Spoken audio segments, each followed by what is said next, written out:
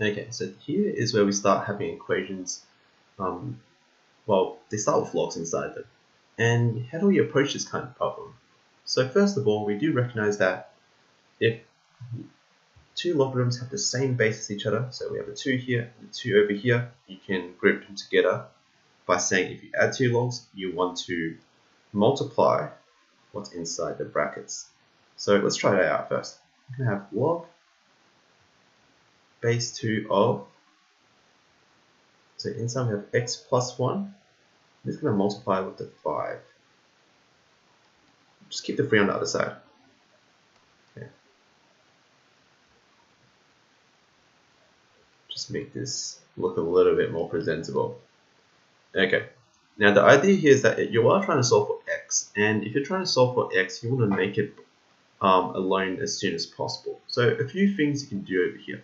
For this kind of problem, I would suggest just moving the log to the other side.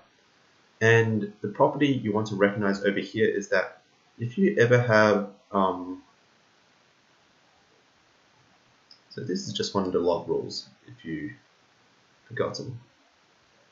Okay, so just to refresh your memory, if you have a base of a to the power of all of this over here, and this logarithm has a base of a, so if you recognize that these two are the same, then they will cancel out and m will be brought down to the bottom. And so you'll just end up with what's inside your logarithm. So what we're actually going to do is we're going to raise both sides of the equation raise both sides of the equation with a base of 2.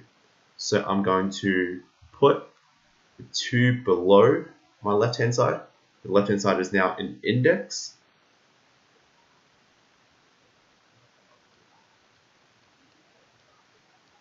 And the right hand side, I'm also going to do the same thing. I'm going to put 2 as a base, and everything on the right, which was just the 3 of course, is now our index.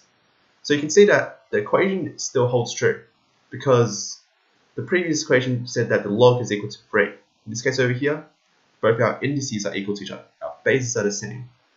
And the reason why we're doing this is, remember, we want to have this base over here be the same as our log base. So this is where our 5 of x plus 1 can go down, or 5 times all of x plus 1.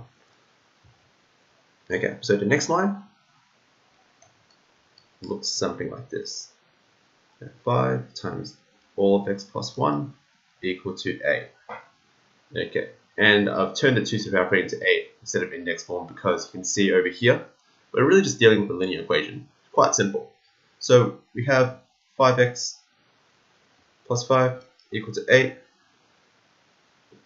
Really quick algebra here, you can say that subtract 5 from both sides, divide by 5, and we're going to get 3 on 5 as our solution for x over here.